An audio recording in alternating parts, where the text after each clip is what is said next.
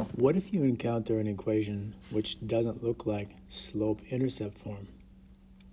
What you can do is you can isolate the y in your equation, and then it might be in slope-intercept form. Let's practice isolating the y.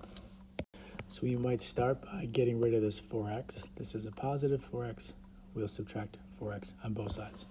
So next, we'll want to divide both sides by -5. And when you divide the entire side by -5, that's equivalent to dividing each part by -5.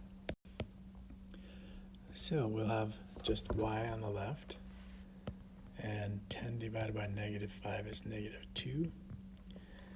And we want to leave these numbers just alone because it looks a lot like slope, doesn't it? But this 4 is really a -4, so we have a -4 divided by a -5, which is a negative divided by negative is a positive. So we'll write that as 4/5 and then the x. This almost is exactly like the form we're used to, y equals mx plus b. We'll just change the order of these two terms. So the slope of this line is 4/5, and the vertical intercept, or the y-axis intercept, is -2.